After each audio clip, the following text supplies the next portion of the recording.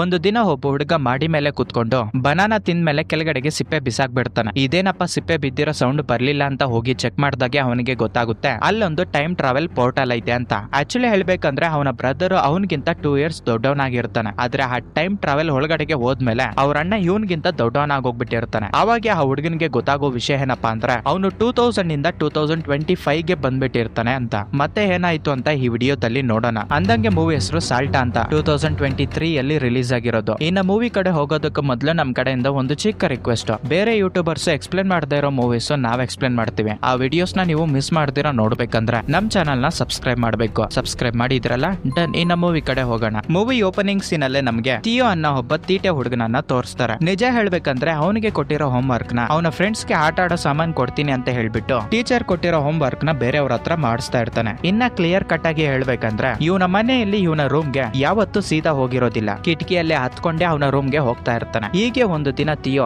Banana ತಿನ್ಬೇಕು ಅಂತ ಮಾಡಿ ಮೇಲೆ ಹೋಗಿ ತಿಂತಾನೆ. ತಿಂದಿದ್ದೆಲ್ಲ ಆದ್ಮೇಲೆ ಸಿಪ್ಪೆನ ಕೆಳಗಡೆಗೆ ಬಿಸಾಕದ್ಮೇಲೆ ಕೆಳಗಡೆ ಬಿದ್ದಿರೋ ಶಬ್ದ ಬಂದಿರೋದಿಲ್ಲ.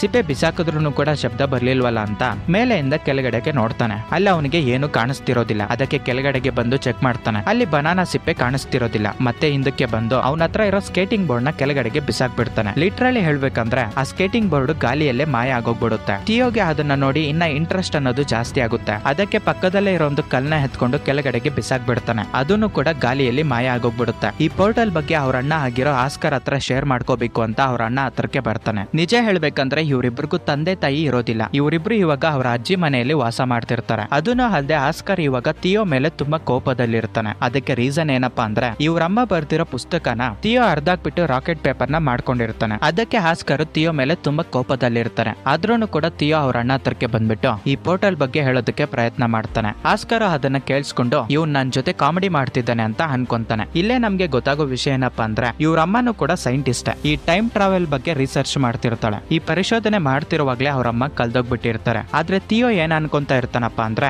ಯಾರೋ ಹುಡುಗನ್ ಜೊತೆ ಓಡೋಗ್ಬಿಟ್ಟಿದ್ದಾಳೆ ಅಂತ. ಆದ್ರೆ ಆಸ್ಕರ್ ಮಾತ್ರ ನಮ್ಮಮ್ಮ ಈ ಪರಿಶೋಧನೆ ಮಾಡ್ಕೊಂಡು ಯಾವ್ದೋ ಬೇರೆ ಒಂದು ಟೈಮ್ ಲೈನ್ ಅಲ್ಲಿ ಸಿಕ್ಕಾಕೊಂಡ್ಬಿಟ್ಟಿದ್ದಾರೆ. ನಾನು ಯಾವತ್ತಿಗಾದ್ರೂ ನಮ್ಮಮ್ಮನ ಕಂಡಿಡಿತೀನಿ ಅಂತ ತುಂಬಾ ನಂಬುತ್ತಾ ಇರ್ತಾನೆ. ಇವರಿಬ್ರು ಹೀಗೆ ಮಾತಾಡ್ಕೊಂತ ಇರುವಾಗ ಇವರಿಬ್ರು ಮಧ್ಯೆ ಫೈಟಿಂಗ್ ಅನ್ನೋದು ಸ್ಟಾರ್ಟ್ ಆಗುತ್ತೆ. ಸರಿಯಾಗಿ ಅದೇ ಟೈಮ್ಗೆ ಅವ್ರ ಅಜ್ಜಿ ಊಟಕ್ಕೆ ಕರೆಯೋದ್ರಿಂದ ಇಬ್ರು ಅಲ್ಲಿಗೆ ಹೋಗ್ತಾರೆ. ಕರೆಕ್ಟ್ ಆಗಿ ಹೇಳ್ಬೇಕಂದ್ರೆ ಅವ್ರ ಅಜ್ಜಿ ಇದ್ದಾಗ ಮಾತ್ರನೇ ಇವರಿಬ್ರು ಫೈಟಿಂಗ್ ಮಾಡ್ಕೊಂತ ಇರೋದಿಲ್ಲ. ಬೇರೆ ಟೈಮ್ ಅಲ್ಲಿ ಟಾಮ್ ಅಂಡ್ ಜೆರ್ರಿ ತರ ಒದ್ದಾಡ್ಕೊಂತ ಇರ್ತಾರೆ. ಅವ್ರ ಅಜ್ಜಿ ಅಲ್ಲಿಂದ ಹೋದ್ಮೇಲೆ ಆಸ್ಕರ್ ಅವನ ತಮ್ಮ ಜೊತೆ ಡಬಲ್ ಮೀನಿಂಗ್ ಅಲ್ಲಿ ಒಂದು ಮಾತನ್ನ ಬೈತಾನೆ. ಆ ಮಾತನ್ನ ಕೇಳಿ ಟಿಯೋಗೆ ತುಂಬಾ ಕೋಪ ಬಂದು ಆಸ್ಕರ್ ತುಂಬಾ ಪ್ರೀತಿಯಿಂದ ಸಾಕೊಂತ ಇರೋ ಆಮೆನ ಎತ್ಕೊಂಡು ಹೋಗಿ ಪೋರ್ಟಲ್ ಅಲ್ಲಿ ಬಿಸಾಕ್ ಬಿಡ್ತಾನೆ. ಇನ್ನೊಂದ್ ಕಡೆ ಆಸ್ಕರ್ ಅವನ ಆಮೆ ಕಾಣಿಸ್ತಿಲ್ಲ ಅಂತ ಪ್ರತಿಯೊಂದು ಪ್ಲೇಸ್ ಅಲ್ಲಿ ಹುಡುಕಿತಾದ್ಮೇಲೆ ನನ್ನ ಆಮೆ ಕಲ್ದೋಗ್ಬಿಟ್ಟೈತೆ ನನಗೆ ತಂದ್ಕೊಡಿ ಅಂತ ಪೋಸ್ಟರ್ಸ್ ಕೂಡ ಹಾಕ್ತಾನೆ. ಅವ್ರ ಅಣ್ಣ ಅಷ್ಟೊಂದು ಬಾಧೆ ಪಡ್ತಾ ಇರೋದನ್ನ ನೋಡಿ ಟಿಯೋ ಅವ್ನು ಮಾಡಿರೋ ತಪ್ಪನ ತಿಳ್ಕೊಂತಾನೆ. ಅದಕ್ಕೆ ಇದನ್ನೆಲ್ಲ ಸರಿಪಡಿಸ್ಬೇಕು ಅಂತ ಯಾವ ಪೋರ್ಟಲ್ ಅಲ್ಲಿ ಅವನು ಆಮೆನ ಬಿಸಾಕ್ ಬಿಟ್ಟಿರ್ತಾನೋ ಅಲ್ಲಿಗೋಗಿ ಟಿಯೋ ಜಂಪ್ ಮಾಡ್ತಾನೆ. ಅವನು ಆ ಪೋರ್ಟಲ್ ಇಂದ ಇಷ್ಟರವರೆಗೂ ಅವನು ಬಿಸಾಕಿರೋ ವಸ್ತುಗಳು ಎಲ್ಲಿ ಬಿದ್ದಿರ್ತಾವೋ ಅದೇ ಪ್ಲೇಸ್ ಅಲ್ಲಿ ಬಂದು ಬೀಳ್ತಾನೆ. ಅದೇ ಪ್ಲೇಸ್ ಅಲ್ಲಿ ಅವನು ಬಿಸಾಕಿರೋ ಅವರ ಅಣ್ಣಗೆ ಸಂಬಂಧಪಟ್ಟಿರೋ ಒಂದು ಆಮೆ ಇರೋದನ್ನ ನೋಡಿ ಅದನ್ನ ಎದ್ಕೊಂಡು ಮತ್ತೆ ಹಿಂದಕ್ಕೆ ಬಂದು ಆಮೆ ಯಾವ ಪ್ಲೇಸ್ ಅಲ್ಲಿ ಇತ್ತೋ ಅದೇ ಪ್ಲೇಸ್ ಅಲ್ಲಿ ಇಟ್ಟು ಮನೆಯಲ್ಲಿ ಮಲ್ಕೊಂತಾನೆ. ಆದ್ರೆ ಬೆಳಗ್ಗೆ ಅವನು ಎದ್ದೇಳಿದ್ದೆ ಎಲ್ಲಾ ವಿಚಿತ್ರವಾಗಿರುತ್ತೆ. ಅವನಿನ್ನ ಮಲ್ಕೊಂಡಿರುವಾಗ್ಲೇ ಆಸ್ಕರ್ ಅವನ ಕೆಲ್ಸಕ್ಕೆ ಹೋಗೋದಕ್ಕೆ ಎಲ್ಲ ರೆಡಿ ಮಾಡ್ಕೊಂತಾ ಇರ್ತಾನೆ. ಸ್ವಲ್ಪ ಹೊತ್ತಾದ್ಮೇಲೆ ಆಸ್ಕರ್ ಒಂದು ಶಾಪ್ ಹತ್ರ ಹೋಗಿ ಡೇವಿಡ್ ಅನ್ನೋ ಒಬ್ಬ ವ್ಯಕ್ತಿನ ಮಾತಾಡ್ತಾ ಇರ್ತಾನೆ. ಇವಾಗ ನಮ್ಗೆ ಗೊತ್ತಾಗೋ ವಿಷಯ ಏನಪ್ಪಾ ಅಂದ್ರೆ ಡೇವಿಡ್ ಗೆ ಒಬ್ಳು ಮಗಳಿರ್ತಾಳೆ. ಆ ಮಗಳ ಹೆಸರು ಹೆಲಿನಾ ಅಂತ. ಆಕ್ಚುಲಿ ಹೇಳ್ಬೇಕಂದ್ರೆ ಆಸ್ಕರ್ ಹಾಗೆ ಹೆಲಿನಾ ಇವರಿಬ್ರು ಚಿಕ್ಕವಾಗಿಂದನು ಫ್ರೆಂಡ್ಸ್. ಆಸ್ಕರ್ ಗೆ ಹೆಲಿನಾ ಅಂದ್ರೆ ತುಂಬಾ ಪ್ರೀತಿ ಇರುತ್ತೆ. ಆದ್ರೆ ಅವನು ಯಾವತ್ತೂ ಎಕ್ಸ್ಪ್ರೆಸ್ ಮಾಡಿರೋದಿಲ್ಲ. ಇವಾಗ ಹೆಲಿನಾಗೆ ಇಬ್ರು ಮಕ್ಳು ಇರ್ತಾರೆ. ಆದ್ರೆ ಏನೋ ಒಂದು ಸಿಚುವೇಶನ್ ಇಂದ ಹೆಲಿನಾ ಇವಾಗ ಹಸ್ಬೆಂಡ್ ಕಡೆಯಿಂದ ಡೈವರ್ಸ್ ತಗೊಂಡಿರ್ತಾಳೆ. ಆಸ್ಕರ್ ಹಾಗೆ ಹೆಲಿನಾ ಒಂದೇ ಯೂನಿವರ್ಸಿಟಿಯಲ್ಲಿ ಪ್ರೊಫೆಸರ್ಸ್ ಆಗಿ ವರ್ಕ್ ಮಾಡ್ತಿರ್ತಾರೆ. ಇನ್ನೊಂದ್ ಕಡೆ ನಮ್ಮ ಚಿಕ್ಕ ಹುಡುಗನಾಗಿರೋ ಟಿಯೋ ಕಡೆ ನೋಡ್ಕೊಂಡ್ರೆ ಅವನು ನಿದ್ದೆಯಿಂದ ಎದ್ದೇಳಿದ್ದಾದ್ಮೇಲೆ ಆಸ್ಕರ್ ನ ಮೀಟ್ ಆಗ್ಬೇಕು ಅಂತ ಅನ್ಕೊಂತಾನೆ. ಆಸ್ಕರ್ ಸಿಗದೆ ಇರೋದಕ್ಕೆ ಆಮೇನ ಎತ್ಕೊಂಡು ಅವರ ಅಜ್ಜಿ ಹತ್ರಕ್ಕೆ ಹೋಗ್ತಾನೆ. ಅವ್ರ ಅಜ್ಜಿ ಇವಾಗ ತುಂಬಾ ಮುದುಕಿ ಆಗೋಗ್ಬಿಟ್ಟಿರ್ತಾಳೆ. ಮುದುಕಿಗೆ ಇವಾಗ ಇವನ ಮುಖನ ನೋಡಿ ಕಂಡಿಡಿಯುವಷ್ಟು ಜ್ಞಾಪಕ ಶಕ್ತಿನೂ ಕೂಡ ಇರೋದಿಲ್ಲ. ಸರಿಯಾಗಿ ಅದೇ ಟೈಮ್ಗೆ ಆಸ್ಕರ್ ಕೂಡ ಅಲ್ಲಿಗೆ ಬಂದು ಫ್ರಿಡ್ಜ್ ಡೋರ್ ಓಪನ್ ಮಾಡಿ ಮತ್ತೆ ಇದ್ ಕಡೆ ನೋಡಿದಾಗ ನಮ್ಮ ಟಿಯೋನ ನೋಡಿ ಕಣ್ ತಿರುಗಿ ಕೆಳಗಡೆಗೆ ಬಿದ್ದೋಗ್ಬಿಡ್ತಾನೆ. ಸ್ವಲ್ಪ ತಾದ್ಮೇಲೆ ಮತ್ತೆ ಆಸ್ಕರ್ಗೆ ಎಚ್ಚರಿಕೆ ಆದ್ಮೇಲೆ ಟಿಯೋ ನಿಜವಾಗ್ಲೂ ನೀನೇನಾ ಇದು ಅಂತ ಕೇಳ್ತಾನೆ. ಅದಕ್ಕೆ ಟಿಯೋ ಶಾಕ್ ಆಗಿ ನೀನ್ ಯಾರು, ನನ್ನ ಹೆಸರು ನಿನಗೆ ಗೊತ್ತು ಅಂತ ಕೇಳಿದಾಗ ನಾನ್ ಯಾರ, ನಾನೇ ನಿಮ್ಮ ಅಣ್ಣ ಆಸ್ಕರ್ ಅಂತ ಹೇಳ್ತಾನೆ. ಹಾಗೆ ಇವರಿಬ್ರು ಸ್ವಲ್ಪ ಹೊತ್ತು ಮಾತಾಡಿದ್ದಾದ್ಮೇಲೆ ಇವ್ರಿಗೆ ಅರ್ಥ ಆಗುತ್ತೆ ಟಿಯೋ ಆ ಟೈಮ್ ಟ್ರಾವೆಲ್ ಪೋರ್ಟಲ್ ಅಲ್ಲಿ ಬಿದ್ದು 2000 ಇಂದ 2025ಗೆ ಬಂದ್ಬಿಟ್ಟಿದ್ದಾನೆ ಅಂತ ಅರ್ಥ ಆಗುತ್ತೆ. ಆವಾಗ ಅವರಿಬ್ರು ಟಿಯೋ ಅವರಮ್ಮ ಬರ್ತಿರೋ ಪುಸ್ತಕನ ಹರಿದಾಕ್ಬಿಟ್ಟು ರಾಕೆಟ್ ಪೇಪರ್ ನ ಮಾಡಿರೋ ಒಂದು ಸಿಚುವೇಶನ್ ನ ನೆನಪು ಮಾಡ್ಕೊಂತಾರ. ಸ್ವಲ್ಪ ತಾದ್ಮೇಲೆ ಟಿಯೋಗೆ ಟೆನ್ಷನ್ ಸ್ಟಾರ್ಟ್ ಆಗಿ ಇಲ್ಲ ನಾನು ಆದಷ್ಟು ಬೇಗ 2000ಗೆ ಮತ್ತೆ ರಿಟರ್ನ್ ಹೊರಟೋಗ್ಬಿಡ್ಬೇಕು, ಇಲ್ಲ ಅಂದ್ರೆ ನಮ್ಮ ಅಜ್ಜಿ ತುಂಬಾ ಬೈತಾಳೆ ಅಂತ ಡಾಬಾ ಮೇಲೆಗೆ ಹೋಗಿ ಅವನು ದುಮ್ಕಿರೋ ಒಂದು ಪ್ಲೇಸ್ ಅಲ್ಲಿ ಕಲ್ನ ಬಿಸಾಕ್ ಬಿಡ್ತಾನೆ. ಆದ್ರೆ ಇವಾಗ ಮಾತ್ರ ಆ ಕಲ್ಲು ಗಾಳಿಯಲ್ಲಿ ಮಾಯ ಆಗೋದಿಲ್ಲ, ಡೈರೆಕ್ಟ್ ಕೆಳಗಡೆಗೆ ಹೋಗಿ ಬಿದ್ದೋಗ್ಬಿಡುತ್ತೆ. ಆಕ್ಚುಲಿ ಹೇಳ್ಬೇಕಂದ್ರೆ 2000 ಇಯರ್ ಅಲ್ಲಿ ಆ ಟೈಮ್ ಟ್ರಾವೆಲ್ ಪೋರ್ಟಲ್ ಅನ್ನೋದು ಅಲ್ಲಿತ್ತು. ಆದ್ರೆ 2025 ಅಲ್ಲಿ ಆ ಪ್ಲೇಸ್ ಅಲ್ಲಿ ಇರೋ ಟೈಮ್ ಟ್ರಾವೆಲ್ ಪೋರ್ಟಲ್ ಮಾಯ ಆಗೋಗ್ಬಿಟ್ಟೈತೆ. ಆಸ್ಕರ ಅದನ್ನ ನೋಡಿ ಟೈಮ್ ಟ್ರಾವೆಲ್ ಮಾಡೋದು ಅಷ್ಟೊಂದು ಈಸಿ ಅಲ್ಲ, ಮೇ ಬಿ ಇವಾಗ ಇಲ್ಲಿರೋ ಟೈಮ್ ಟ್ರಾವೆಲ್ ಪೋರ್ಟಲ್ ಮಾಯ ಆಗೋಗ್ಬಿಟ್ಟಿರ್ಬೇಕು, ನಿನ್ನನ್ನ ಹೇಗಾದ್ರೂ ಸರಿ ಟೈಮ್ ಟ್ರಾವೆಲ್ ಮಾಡಿ ಮತ್ತೆ 2000ಗೆ ಹೋಗೋ ರೀತಿಯಲ್ಲಿ ಮಾಡ್ತೀನಿ ಅಂತ ಟೈಮ್ ಟ್ರಾವೆಲ್ ಬಗ್ಗೆ ಗೊತ್ತಿರೋ ಫಿಸಿಕ್ಸ್ ಪ್ರೊಫೆಸರ್ ಹತ್ರಕ್ಕೆ ಕರ್ಕೊಂಡು ಹೋಗ್ತಾನೆ. ಆ ಫಿಸಿಕ್ಸ್ ಪ್ರೊಫೆಸರ್ 2000 ಅಲ್ಲಿ ಅಷ್ಟೊಂದು ಟೆಕ್ನಾಲಜಿ ಇರ್ಲಿಲ್ಲ, ನೀನೇ ಹೇಳ್ತಿರೋ ಪ್ರಕಾರ ಆಲ್ಮೋಸ್ಟ್ 25 ಇಯರ್ಸ್ ಟೆಕ್ನಾಲಜಿ ಅಷ್ಟೊಂದು ಡೆವಲಪ್ಮೆಂಟ್ ಆಗದೆ ಇದ್ರು ಕೂಡ ಟೈಮ್ ಟ್ರಾವೆಲ್ ಯೂಸ್ ಮಾಡವ್ರೆ ಅಂತ ಹೇಳ್ತಾ ಇದೀಯಾ, ಅದಕ್ಕೆ ಚಾನ್ಸೇ ಇಲ್ಲ ಅಂತ ಫಿಸಿಕ್ಸ್ ಪ್ರೊಫೆಸರ್ ಹೇಳೋದ್ರಿಂದ ಅಣ್ಣ ತಮ್ಮ ಇಬ್ರು ಅಲ್ಲಿಂದ ರಿಟರ್ನ್ ಬರ್ತಾರೆ. ಆದ್ರೆ ಈ ಆಧುನಿಕ ಪ್ರಪಂಚದಲ್ಲಿ ಅಷ್ಟೊಂದು ಅಡ್ವಾನ್ಸ್ಡ್ ಟೆಕ್ನಾಲಜಿನ ನೋಡಿ ಥಿಯೋಗೆ ಸ್ವಲ್ಪ ಡೌಟ್ಸ್ ಬರ್ತಾ ಇರ್ತವೆ. ಅವ್ರ ಅಣ್ಣ ಯೂಸ್ ಮಾಡ್ತಾ ಇರೋ ಟಚ್ ಫೋನ್ ನ ನೋಡ್ಬಿಟ್ಟು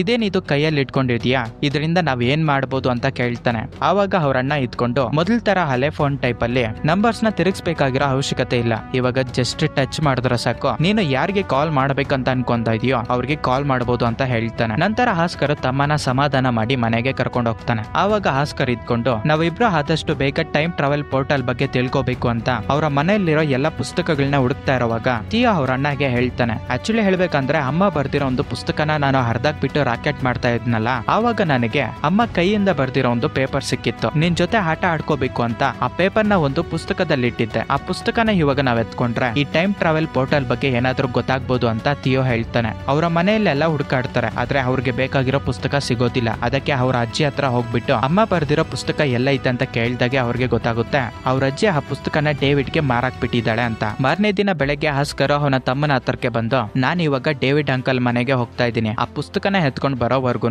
ನೀನು ಈ ಮನೆನ ಬಿಟ್ಟು ಹೋಗ್ಬಾರ್ದು, ಯಾಕಂದ್ರೆ ಈ ಟೆಕ್ನಾಲಜಿ ವರ್ಲ್ಡ್ ಅಲ್ಲಿ ಎಲ್ಲಿಗೆ ಹೋಗ್ಬೇಕು ಯಾವ ತರ ಇರಬೇಕು ಅಂತ ನಿನಗೆ ಗೊತ್ತಿಲ್ಲ ಅಂತ ತಮ್ಮಗೆ ವಾರ್ನಿಂಗ್ ಕೊಡ್ತಾನೆ. ಆಸ್ಕರ್ ಅಲ್ಲಿಂದ ಹೊರಟೋದ್ಮೇಲೆ ಥಿಯೋಗೆ ಎಷ್ಟೇ ಹೇಳಿದ್ರು ಕೂಡ ಥಿಯೋ ಆಚೆಗಡೆ ಪ್ರಪಂಚ ನೋಡ್ಬೇಕು ಅಂತ ಆಚೆಗೆ ಬರ್ತಾನೆ. ನಂತರ ಥಿಯೋ ಒಂದು ದೊಡ್ಡ ಮಾಲ್ಗೆ ಹೋಗ್ತಾನೆ. ಆ ಮಾಲ್ ಅಲ್ಲಿ ತುಂಬಾ ಗ್ಯಾಡ್ಜೆಟ್ಸ್ ನ ನೋಡ್ಬಿಟ್ಟು ಅದ್ರಲ್ಲೂ ಕೂಡ VR ಹೆಡ್ಸೆಟ್ ನ ನೋಡಿ ತುಂಬಾ ಖುಷಿ ಪಟ್ಟು ಆ ಹೆಡ್ಸೆಟ್ ನ ಹಾಕೊಂಡು ಅವನು ಗೇಮ್ ಆಡೋದಕ್ಕಂತ ಪ್ರಯತ್ನ ಮಾಡ್ತಾನೆ. ಇದೇ ಟೈಮ್ ಅಲ್ಲಿ ಬೈ ಮಿಸ್ ಆಗಿ ಅದನ್ನ ಕೆಳಗಡೆಗೆ ಬೀಳ್ಸ್ಬಿಡ್ತಾನೆ. ಈ ವಿಷಯನ ತಿಳ್ಕೊಂಡಿರೋ ಆಸ್ಕರ್ ಅಲ್ಲಿಗೆ ಬಂದು ಅದಕ್ಕೆ ಸಂಬಂಧಪಟ್ಟಿರೋ ನಷ್ಟ ಪರಿಹಾರ ಅವನೇ ಪೇ ಮಾಡ್ತಾನೆ. ನಂತರ ಆಸ್ಕರ್ ಅವನ ತಮ್ಮನನ್ನ ಕರ್ಕೊಂಡು ಅವನ ಮೇಲೆ ತುಂಬಾ ಕೋಪ ಪಡ್ತಾನೆ, ನಿನ್ನಿಂದಾನೇ ಇಷ್ಟೊಂದು ಅಮೌಂಟ್ ವೇಸ್ಟ್ ಆಯ್ತು ಅಂತ. ನಂತರ ಇವರಿಬ್ರು ಸೇರ್ಕೊಂಡು ಅವ್ರಿಗೆ ಬೇಕಾಗಿರೋ ಪುಸ್ತಕನ ಹುಡ್ಕೋದಕ್ಕೆ ಡೇವಿಡ್ ಡಿಪಾರ್ಟ್ಮೆಂಟಲ್ ಸ್ಟೋರ್ಗೆ ಹೋಗ್ತಾರೆ. ಆದ್ರೆ ಡೇವಿಡ್ ಇದ್ಕೊಂಡು ಆ ಪುಸ್ತಕ ಇವಾಗ ನನ್ನ ಮನೆಯಲ್ಲಿ ಐತೆ ಅಂತ ಹೇಳ್ತಾನೆ. ಸರಿಯಾಗಿ ಅದೇ ಟೈಮ್ಗೆ ಎಲಿನಾ ಕೂಡ ಅಲ್ಲಿಗೆ ಬರ್ತಾಳೆ. ಥಿಯೋ ಎಲಿನಾನ ನೋಡಿ ಎಲಿನಾ ದೊಡ್ಡವಳಾದ್ಮೇಲೆ ಎಷ್ಟೊಂದು ಸುಂದರವಾಗಿ ಬದಲಾವಣೆ ಆಗಿದ್ದಾಳೆ ಅಂತ ಅವನ ಮನ್ಸಲ್ಲಿರೋ ಮಾತನ್ನ ಆಚೆಗೆ ಹೇಳ್ಬಿಡ್ತಾನೆ. ಎಲಿನಾ ಅದನ್ನ ಕೇಳಿಸ್ಕೊಂಡು ಈ ಹುಡುಗ ಯಾರು, ನನ್ನ ಹೆಸರು ಇವನಿಗೆ ಗೊತ್ತು ಅಂತ ಆಸ್ಕರ್ನ ಕೇಳಿದಾಗ ಈ ಹುಡುಗ ನನ್ನ ಕಸಿನ್ ಮಗ, ಸ್ವಲ್ಪ ದಿನ ನನ್ ಜೊತೆನೆ ಇರ್ತಾನೆ ಅಂತ ಟಾಪಿಕ್ ನ ಚೇಂಜ್ ಮಾಡಾಕ್ತಾನೆ. ನಂತರ ಎಲಿನಾ ಇವರಿಬ್ಬರನ್ನ ಮನೆಗೆ ಕರ್ಕೊಂಡು ಹೋಗ್ತಾಳೆ. ಆ ಮನೆಯಲ್ಲಿ ಎಲಿನಾ ಮಕ್ಕಳಾಗಿರೋ ಒಂದು ಹುಡುಗಿ ಒಬ್ಬ ಹುಡುಗ ಇರ್ತಾನೆ. ಥಿಯೋ ಅವರಿಬ್ರು ವಿಡಿಯೋ ಗೇಮ್ಸ್ ನ ಆಡ್ತಾ ಇರೋದನ್ನ ನೋಡಿ ಇವನು ಕೂಡ ಅವರ ಜೊತೆ ಆಡೋದಕ್ಕಂತ ಹೋಗ್ತಾನೆ. ಇನ್ನೊಂದ್ ಕಡೆ ಆಸ್ಕರ್ ಅವನು ಬಂದಿರೋ ವಿಷಯದ ಮೇಲೆ ಕಾನ್ಸಂಟ್ರೇಷನ್ ಮಾಡಿ ಅವನಿಗೆ ಬೇಕಾಗಿರೋ ಪುಸ್ತಕನ ಓಪನ್ ಮಾಡಿ ಅವರಮ್ಮ ಬರ್ದಿರೋ ಒಂದು ಹ್ಯಾಂಡ್ ರೈಟಿಂಗ್ ಪೇಪರ್ ನ ಎತ್ಕೊಂತಾನೆ. ಥಿಯೋಗೆ ಹೇಳ್ತಾನೆ ನಾವಿಬ್ರು ಹೋಗ್ಬೇಕಾಗಿರೋ ಟೈಮ್ ಆಗೈತೆ ಅಂತ. ಆದ್ರೆ ಥಿಯೋ ಮಾತ್ರ ಈ ವಿಡಿಯೋ ಗೇಮ್ಸ್ ಆಡೋದ್ರಲ್ಲಿ ತುಂಬಾ ಇಂಟ್ರೆಸ್ಟ್ ಇರುತ್ತೆ, ಅದಕ್ಕೆ ನಾನ್ ಬರಲ್ಲ ಅಂತ ಹೇಳ್ತಾನೆ. ಅದನ್ನ ಕೇಳಿಸ್ಕೊಂಡಿರೋ ಎಲಿನಾ ನೀನ್ ಯಾಕೆ ಅಷ್ಟೊಂದು ಆತರ ಪಡ್ತಾ ಇದೀಯಾ, ಸ್ವಲ್ಪ ಆದ್ಮೇಲೆ ನಾನೇ ನಿಮ್ ಮನೆ ಹತ್ರ ಅವನನ್ನ ಡ್ರಾಪ್ ಮಾಡ್ತೀನಿ ಅಂತ ಹೇಳ್ತಾಳೆ. ಇನ್ನೊಂದ್ ಕಡೆ ಥಿಯೋ ಅವರಿಬ್ಬರ ಜೊತೆ ಗೇಮಿಂಗ್ ಆಡ್ತಾ ಇರುವಾಗ ಎಲಿನಾ ಮಕ್ಳು ಇವನ್ನ ಹೀಯಾಳ್ಸೋದಕ್ಕೆ ಟ್ರೈ ಮಾಡ್ತಾರೆ. ಯಾಕಂದ್ರೆ ಥಿಯೋಗೆ ಹಳೆ ಗೇಮ್ಸ್ ಮಾತ್ರ ಗೊತ್ತಿರುತ್ತೆ, ಇವಾಗ ಬಂದಿರೋ ಹೊಸ ಗೇಮ್ಸ್ ಮೇಲೆ ಸ್ವಲ್ಪನೂ ಕೂಡ ಐಡಿಯಾ ಇರೋದಿಲ್ಲ. ನಂತರ ಥಿಯೋ ಹಾಗೆ ಆಸ್ಕರ್ ಇಬ್ರು ಮನೆಗೆ ಬಂದ್ಮೇಲೆ ಅವರ ಕೆಲ್ಸನ ಶುರು ಮಾಡ್ತಾರೆ. ಆಕ್ಚುಲಿ ಹೇಳ್ಬೇಕಂದ್ರೆ ಅವ್ರ ಅಮ್ಮ ಬರ್ದಿರೋ ಒಂದು ಲೆಟರ್ ಅಲ್ಲಿ ಯಾವ ಪ್ಲೇಸ್ ಅಲ್ಲಿ ಟೈಮ್ ಟ್ರಾವೆಲ್ ಪೋರ್ಟಲ್ ಇದಾವೆ ಅಂತ ಮೆನ್ಷನ್ ಮಾಡಿರ್ತಾಳೆ. ಆ ಪ್ಲೇಸ್ ಹತ್ರಕ್ಕೆ ಹೋಗಿ ಆ ಪೋರ್ಟಲ್ ಐತಾ ಇಲ್ವಾ ಅಂತ ಚೆಕ್ ಮಾಡ್ತಿರ್ತಾರೆ. ತುಂಬಾ ಪ್ಲೇಸ್ ಗಳಿಗೆ ಹೋಗಿ ಅದನ್ನ ಚೆಕ್ ಮಾಡಿದ್ರು ಕೂಡ ಅವರಿಗೆ ಬೇಕಾಗಿರೋ ಟೈಮ್ ಟ್ರಾವೆಲ್ ಪೋರ್ಟಲ್ ಸಿಗೋದಿಲ್ಲ. ಅವಾಗ ಆಸ್ಕರ್ ಇದ್ಕೊಂಡು ನಾನ್ ಲೆಕ್ಕ ಮಾಡಿರೋ ಮ್ಯಾಥ್ಸ್ ಅಲ್ಲಿ ಏನೋ ಒಂದು ಪ್ರಾಬ್ಲಮ್ ಇರಬೇಕು, ಕರೆಕ್ಟ್ ಆಗಿ ಮ್ಯಾಥಮೆಟಿಕ್ಸ್ ನ ಯೂಸ್ ಮಾಡ್ಕೊಂಡ್ರೆ ನಮ್ಗೆ ಬೇಕಾಗಿರೋ ಪೋರ್ಟಲ್ ಸಿಗುತ್ತೆ ಅಂತ ಹೇಳಿ ಆಸ್ಕರ್ ಕ್ಲೀನ್ ಆಗಿ ಅದಕ್ಕೆ ಸಂಬಂಧಪಟ್ಟಿರೋ ಪ್ರಾಬ್ಲಮ್ಸ್ ನ ಸಾಲ್ವ್ ಮಾಡ್ತಾ ಇರ್ತಾನೆ. ಸರಿಯಾಗಿ ಅದೇ ಟೈಮ್ಗೆ ಥಿಯೋ ಇದ್ಕೊಂಡು ನೀನ್ ಯಾಕೆ ಯಾವಾಗ್ಲೂ ನೋಡಿದ್ರು ಒಬ್ನೇ ಇರ್ತೀಯ, ನಿನಗೆ ಫ್ರೆಂಡ್ಸ್ ಯಾರು ಇಲ್ವಾ, ನನಗೆ ಗೊತ್ತಿರೋ ಹಾಗೆ ಚಿಕ್ಕವಾಗಿದ್ದಾಗ ನಿನಗೆ ಎಲಿನಾ ಅಂದ್ರೆ ತುಂಬಾ ಪ್ರೀತಿ ಇತ್ತಲ್ವಾ, ನೀನ್ ಯಾಕೆ ಎಲಿನಾ ಮೇಲೆ ಇರೋ ಫೀಲಿಂಗ್ಸ್ ನ ಎಲಿನಾಗೆ ಹೇಳಿಲ್ಲ ಅಂತ ಕೇಳ್ತಾನೆ. ಅದಕ್ಕೆ ಆಸ್ಕರ್ ಇದ್ಕೊಂಡು ಎಲಿನಾಗೆ ಇವಾಗ ಮದುವೆ ಆಗೋಗ್ಬಿಟ್ಟೈತೆ, ಅದು ಅಲ್ಲದೆ ಇವಾಗ ಇಬ್ರು ಮಕ್ಳಿದ್ದಾರೆ, ಇವಾಗ ನಾನು ಆ ಹುಡುಗಿಗೆ ಪ್ರಪೋಸ್ ಮಾಡಿದ್ರೆ ನಾವಿಬ್ರು ಒಂದಾಗ್ತೀವಿ ಅಂತ ನನಗೆ ನಂಬಿಕೆ ಇಲ್ಲ ಅಂತ ಹೇಳ್ತಾನೆ. ಇದನ್ನೆಲ್ಲ ಕೇಳಿಸ್ಕೊಂಡಿರೋ ಥಿಯೋ ಇವನಿಗೆ ಇನ್ಫಾರ್ಮ್ ಮಾಡ್ದಿರಾನೆ ಅವನ ಫೋನ್ ಎತ್ಕೊಂಡು ಎಲಿನಾ ಡೇವಿಡ್ ಹಾಗೆ ಅವರ ಮಕ್ಕಳಿಗೆ ನಮ್ಮ ಮನೆಗೆ ಡಿನ್ನರ್ ಗೆ ಬನ್ನಿ ಅಂತ ಮೆಸೇಜ್ ಮಾಡ್ತಾನೆ. ಎಲಿನಾ ಆ ಮೆಸೇಜ್ ನ ನೋಡಿ ಅವ್ರ ಅಪ್ಪ ಹಾಗೆ ಮಕ್ಕಳನ್ನ ಕರ್ಕೊಂಡು ಇವನ ಮನೆಗೆ ಬರ್ತಾರೆ. ಆಸ್ಕರ್ ಸಡನ್ ಆಗಿ ಹೆಲಿನಾನ ನೋಡಿ ಶಾಕ್ ಆಗಿ ನಿಂತ್ಕೊಂಡ್ಬಿಡ್ತಾನೆ. ಟಿಯೋ ಅವನ ಹತ್ರಕ್ಕೆ ಬಂದು ನಾನೇ ಇವ್ರೆಲ್ಲರಿಗೂ ಕಾಲ್ ಮಾಡಿ ಕರೆದಿದ್ದೀನಿ ಅಂತ ಹೇಳೋದ್ರಿಂದ ಸ್ವಲ್ಪ ಸಮಾಧಾನ ಆಗ್ತಾನೆ. ನಂತರ ಹಾಸ್ಕರು ಎಲಿನಾ ಹತ್ರ ಮಾತಾಡ್ತಿರುವಾಗ್ಲೇ ಇವರಿಬ್ರು ತುಂಬಾ ಹೊಂದ್ಕೊಂಡ್ಬಿಡ್ತಾರೆ. ನೆಕ್ಸ್ಟ್ ಡೇ ಮಾರ್ನಿಂಗ್ ಎಲಿನಾ ಟಿಯೋನ ಕರ್ಕೊಂಡು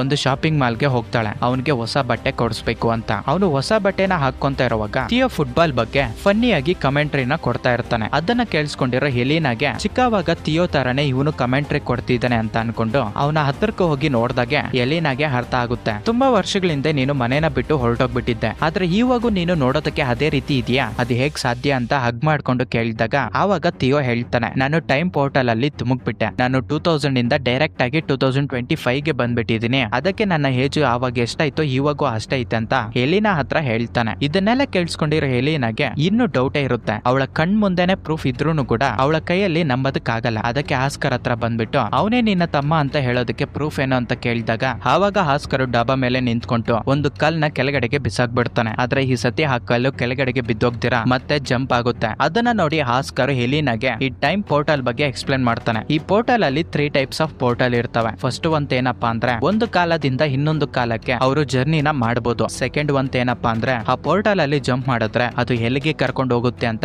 ಯಾರಿಗೂ ಗೊತ್ತಿಲ್ಲ. ಥರ್ಡ್ ಒಂದು ತುಂಬಾ ಡೇಂಜರ್ ಅಂತಾನೆ ಹೇಳ್ಕೋಬಹುದು. ಆ ಪೋರ್ಟಲ್ ಒಳಗಡೆಗೆ ಹೋದವರು ಮತ್ತೆ ಬರೋದಕ್ಕೆ ಸಾಧ್ಯನೇ ಇಲ್ಲ ಅಂತ ಹೇಳ್ತಾನೆ. ಇದೆಲ್ಲ ಕೇಳಿ ಎಲಿನಾ ಆಸ್ಕರ್ಗೆ ಹೆಲ್ಪ್ ಮಾಡೋದಕ್ಕೆ ಈ ಟೈಮ್ ಪೋರ್ಟಲ್ ಬಗ್ಗೆ ಹುಡುಕೋದಕ್ಕೆ ಶುರು ಮಾಡ್ತಾರೆ. ಇವರ ಡೈಲಿ ರೊಟೀನೇ ಇದಾಗೋಗ್ಬಿಡುತ್ತೆ. ಬೆಳಗ್ಗೆ ಆಗಿದೆ ಎಲಿನಾ ಆಸ್ಕರ್ ಜೊತೆಗೆ ಬಂದು ಈ ಟೈಮ್ ಪೋರ್ಟಲ್ ಬಗ್ಗೆ ಹುಡುಕೋದಕ್ಕೆ ಶುರು ಮಾಡ್ತಾಳೆ. ಪ್ರತಿದಿನ ಎಲಿನಾ ಇವನ ಹತ್ರಕ್ಕೆ ಬರೋದು ಆಸ್ಕರ್ಗೆ ತುಂಬಾ ಇಷ್ಟ ಆಗುತ್ತೆ.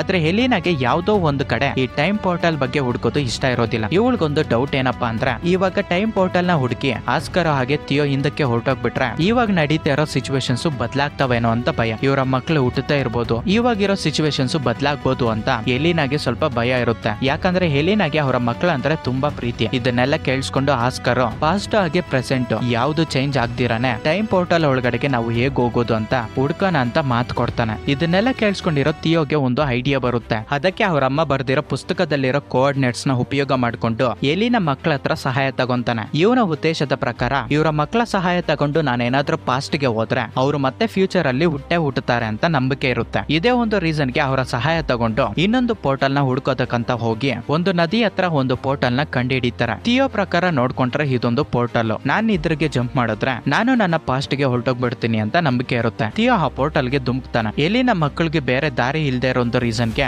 ಅವರು ಕೂಡ ಆ ಪೋರ್ಟಲ್ ಗೆ ದುಮ್ಕ್ತಾರೆ. ಆ ನದಿಯಿಂದ ಅವರು ಆಚೆಗೆ ಬಂದ್ಮೇಲೆ ಇವ್ರಿಗೆ ಗೊತ್ತಾಗೋ ವಿಷಯ ಏನಪ್ಪಾ ಅಂದ್ರೆ ಇವರು ಯಾವ ನಗರದಿಂದ ಪೋರ್ಟಲ್ ಒಳಗಡೆಗೆ ದುಮ್ಕಿರ್ತಾರೋ ಆ ನಗರ ಇವಾಗ ಮಾಯ ಆಗೋಗ್ಬಿಟ್ಟಿರುತ್ತೆ. ಆಕ್ಚುಲಿ ಹೇಳ್ಬೇಕಂದ್ರೆ ಇವರು ಪಾಸ್ಟ್ ಗೆ ಬಂದಿರ್ತಾರೆ. ಬಟ್ ಇಲ್ಲಿ ಟ್ವಿಸ್ಟ್ ಏನಪ್ಪಾ ಅಂದ್ರೆ ಇವರು 2000 ಗೆ ಬಂದಿರೋದಿಲ್ಲ, 1940 ಗೆ ಹೊರಟೋಗ್ಬಿಟ್ಟಿರ್ತಾರೆ. ಆ ನಗರ ಇನ್ನ ಡೆವಲಪ್ ಆಗಿರೋದಿಲ್ಲ. ನಾವಿವಾಗ ಯಾವ ಇಯರ್ ಗೆ ಬಂದಿದೀವಿ ಅಂತ ಆಲೋಚನೆ ಮಾಡೋದಕ್ಕೆ ಮೂವರು ಸ್ಟಾರ್ಟ್ ಮಾಡ್ತಾರೆ. ಆಕ್ಚುಲಿ ಹೇಳ್ಬೇಕಂದ್ರೆ ಇವ್ರು ಮೂವರು ಸೇರ್ಕೊಂಡು ಸೆಕೆಂಡ್ ಟೈಪ್ ಆಫ್ ಪೋರ್ಟಲ್ ನ ಯೂಸ್ ಮಾಡಿರ್ತಾರೆ. ಮೊದ್ಲೇ ಹೇಳಿದ್ನಲ್ಲ ಆ ಪೋರ್ಟಲ್ ಇವ್ರನ್ನ ಎಲ್ಲಿ ಬಿಸಾಕುತ್ತೆ ಅಂತ ಇವ್ರಿಗೂ ಕೂಡ ಐಡಿಯಾ ಇರೋದಿಲ್ಲ. ಅಂತ ಒಂದು ಇಯರ್ ಅಲ್ಲಿ ಬಿಸಾಕ್ಬಿಡುತ್ತೆ. ಇನ್ನೊಂದು ಕಡೆ 2025 ಅಲ್ಲಿ ಎಲಿನಾ ಆಸ್ಕರ್ ಗೆ ಕಾಲ್ ಮಾಡ್ಬಿಟ್ಟು ನಮ್ಮ ಮಕ್ಕಳು ಇವಾಗ ಕಾಣ್ತಿಲ್ಲ ಅಂತ ಹೇಳ್ತಾಳೆ. ಆವಾಗ ಆಸ್ಕರ್ ಅವನ ಕೈಯಲ್ಲಿರೋ ಪುಸ್ತಕನ ನೋಡಿ ನನಗೆ ಗೊತ್ತಿರೋ ಹಾಗೆ ಟಿಯೋ ಹಾಗೆ ಅವನ ಫ್ರೆಂಡ್ಸ್ ಗೆ 1940 ಪೋರ್ಟಲ್ ಸಿಕ್ಕಿರ್ಬೇಕು, ಇವಾಗ ಅವರು ಅಲ್ಲಿಗೆ ಹೋಗಿರ್ತಾರೆ, ನಾವೂನು ಕೂಡ ಅಲ್ಲಿಗೆ ಹೋಗೋಣ ಅಂತ ಹೇಳ್ತಾನೆ. ಇನ್ನೊಂದ್ ಕಡೆ ಈ ಮೂವರ್ ಮಕ್ಕಳು 1940 ಅಲ್ಲಿ ಸಿಕ್ಕಾಕೊಂಡಿರ್ತಾರೆ. ಅವ್ರ ಹತ್ರ ಇರೋ ಮೊಬೈಲ್ ಫೋನ್ಸ್ ಗ್ಯಾಡ್ಜೆಟ್ಸ್ ಏನೂ ಕೂಡ ಅವ್ರಿಗೆ ಉಪಯೋಗ ಆಗೋದಿಲ್ಲ. ಯಾಕಂದ್ರೆ ಇವಾಗ ಅವ್ರ ಹತ್ರ ಕ್ಯಾಶ್ ಇಲ್ಲ. ನಿಜ ಹೇಳ್ಬೇಕಂದ್ರೆ ಇವಾಗ ಅವ್ರ ಮೂವರ್ಗೂ ಹಸುವಾಗ್ತಾ ಇರುತ್ತೆ. ನಾವು ತಿನ್ನೋದಕ್ಕೆ ಇವಾಗ ನಮ್ಗೆ ಕಾಸು ಯಾರು ಕೊಡ್ತಾರೆ ಅಂತ ಆಲೋಚನೆ ಮಾಡ್ತಿರುವಾಗ